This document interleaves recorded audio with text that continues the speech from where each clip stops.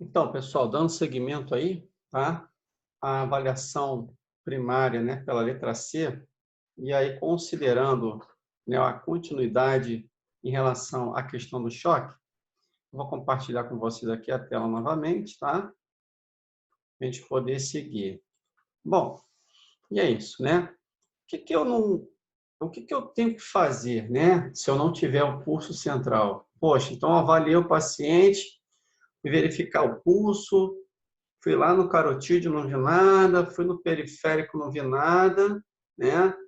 E aí, o que eu faço? Qual seria a medida, né, a se tomar? Né? Então, a gente tem que pensar no seguinte, que é o início da o quê? Da reanimação cardiopulmonar ou as manobras de ressuscitação cardiopulmonar. Como é que eu vou fazer as manobras de ressuscitação cardiopulmonar, prof? Porque é aquela história, começar a comprimir o peito, fazer massagem. Então, para fazer a massagem, a gente precisa também de técnica, tá? Onde é que eu vou posicionar minhas mãos? Como é que eu vou descer, por exemplo, né, para poder fazer as compressões? Então, tem que entender o seguinte, falando em compressões, tá, manuais para reanimação cardiopulmonar, eu tenho que entender o seguinte, as compressões cardíacas, elas devem ser realizadas colocando-se a região hipotenar, tá? Da palma da mão para dentro, tá? De uma das mãos na linha mamilar, ou seja, eu vou tracionar, né, fazer um paralelo de uma linha nos mamilos, ok? Na região dos mamilos, tá? No tórax. E no meio, lá no externo, eu vou colocar o quê? A região hipotenar na altura do externo, mais próximo ali ao processo tifoide, ok? Essa mão de baixo, ela vai estar o quê? Entrelaçada por uma mão em cima, tá? Conforme está aparecendo aqui na ilustração. Então, eu vou posicionar uma mão, tá? Na altura do externo, entre a linha mamilar, ok? Mais precisamente próximo ao processo tifoide, ok? E com essas mãos, elas vão encontrar-se o quê? Entrelaçadas, tá? As compressões, elas devem ser rápidas, fortes e sendo realizadas com o peso do corpo, ok? Então, o que vai descer nesse momento? É o peso do corpo sobre o paciente com os braços esticados, estando atento para que você não tenha que deixar, por exemplo, o cotovelo dobrar na hora de comprimir, entende? Então, tem que pensar que quando a compressão acontece, você precisa estar atento que a força ou o peso do seu corpo é que vai realizar a depressão do externo. Então, se eu for evidenciar aqui, eu vou rapidinho mostrar para vocês aqui no exemplo, que eu vou fazer aqui com um boneco, tá? Eu vou colocar aqui um boneco para que vocês possam ter uma ciência melhor. Então, ó, vou colocar aqui as minhas mãos sobre o externo do paciente, entrelaçar com uma por cima e realizar um ângulo de 90 graus com o quê? Com os meus braços esticados, não assim, não assim. Ou seja, braços esticados, tá? Na altura do externo do paciente. E com o peso do corpo, eu vou fazer o quê? As compressões cardíacas na altura do externo, tá? Professor, qual seria a profundidade, qual seria o número de compressões, o que eu tenho que fazer aqui nesse momento quando eu realizo as compressões? Bom, voltando aqui e tirando o boneco aqui do cenário. Eu preciso entender que, nesse momento, né, as minhas compressões elas serão sinalizadas da seguinte forma. Olha lá, eu percebi que eu não tenho, tá, pulso, ok? Iniciando as compressões, eu faço duas insuflações, ou seja, duas respirações, tá? Com 30 massagens. Então, mas aí duas insuflações mais 30 massagens, ou seja, eu percebi que eu não tenho pulso, eu preciso fazer a insuflação para fazer o quê? O resgate desse paciente, ok? E a partir daí, eu faço 30 massagens ou 30 compressões, sempre nesse mesmo ritmo. 30 massagens, 2 compressões. 30 massagens, 2 respirações. 30 massagens, 2 respirações, ok? Para iniciar o processo da reanimação. Bom, muito bem. A partir daí, tá? Como é que a gente vai entender que esse paciente ele tem uma sequência, ok? Qual é o protocolo? O que se utiliza de uma forma quando eu falo de compressão, número de compressões, depressão do externo, enfim. Então, vamos lá. Eu tenho que, pelo menos, ter um grau de depressão do externo de minimamente 5 centímetros, para que a força de compressão possa exercer variabilidade na bomba cardíaca, tá? Para exercer força de ejeção do sangue. Eu preciso entender que essa depressão ela vai gerar sangue também, né, para a área cerebral, tá?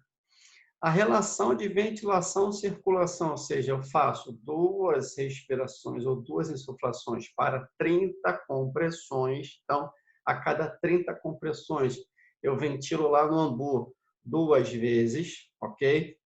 Duração da ventilação, ela pode ser de 1 a 5 segundos. Ou seja, a gente começa a ventilar.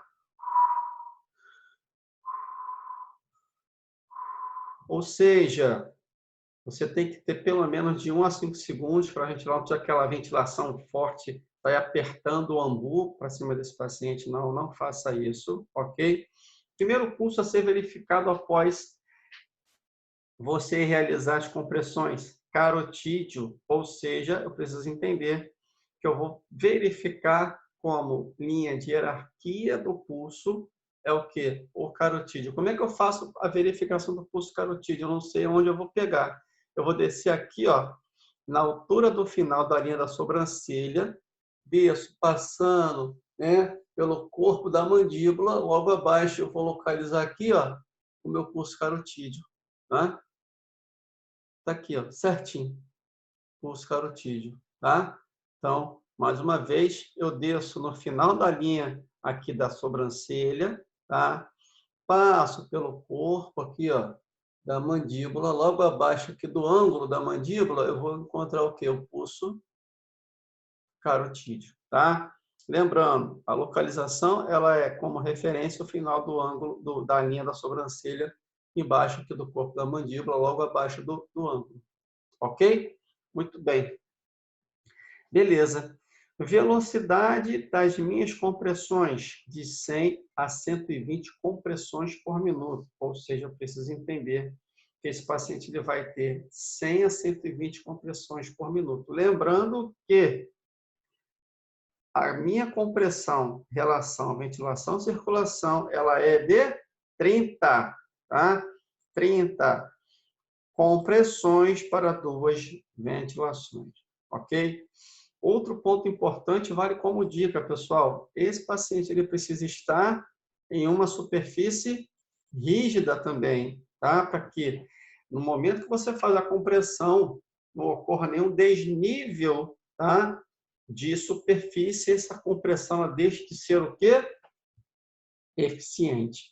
Então, a eficiência da compressão cardíaca ela vem para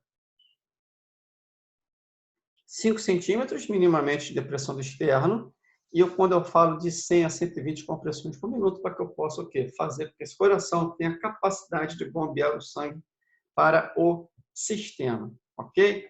Muito bem. Então, esse aqui é o quê? Essa é a recomendação, tá? Para que você possa iniciar uma RCP no paciente. Aí a gente fala no seguinte, tá? A gente aqui, quando fala de verificação e passagem do ciclo, preste atenção numa coisa. O ciclo de compressões por ventilação, quando a gente fala de 100 a 120 compressões mínimas, tá? Por minuto, eu penso no seguinte: a cada 2 minutos, você vai trocar o socorrista. Ou seja, no ritmo que se acontece as compressões, a gente está lá, realizando a manobra, tá? De compressão cardíaca, de compressão na manobra de reanimação cardiopulmonar. Todo esse processo aqui, a cada 2 minutos, é necessário que mude quem? O socorrista, ou quem está realizando a massagem cardíaca. Por quê? Eficiência. Ou seja, esse profissional que está ali, caso ele passe a ter mais de 2 minutos para realizar a massagem ela pode ser não tão eficiente como deveria ser. E aí você pensa que, nesse momento, tá, esse processo ele acontece de uma forma ineficiente. Então, o ciclo vai acontecer normalmente, 2 para 30, a velocidade de 100 a 120 compressões externais por minuto, tá? Lembrando que a cada 2 minutos troca-se o socorrista. O que vai acontecer depois dessa troca? Passou o ciclo de 2 minutos, é realizado o quê? A verificação do pulso, ou seja, o pulso ele é avaliado após 2 minutos de compressão sendo realizada, pessoal. Tá? O pulso ele não é avaliado a cada 30 massagens, ele não é avaliado a cada 2 respirações, não. O pulso ele é avaliado passados 2 minutos do ciclo, ok? Com todo esse processo que sendo realizado, e troca-se quem? Troca-se o socorrista que está massageando aquele paciente naquele momento. Beleza? Muito bem. A gente daqui a pouco vai falar sobre as diferenças de parada intra-hospitalar e extra-hospitalar. A gente fecha aqui o C, tá? Do processo de massagem cardíaca e circulação na avaliação primária, ok? Então, eu vou aqui parar aqui o vídeo e vou entrar novamente em mais uma aula só para falar de diferenças entre parada cardiorrespiratórias intra-hospitalares e extra-hospitalares, ok?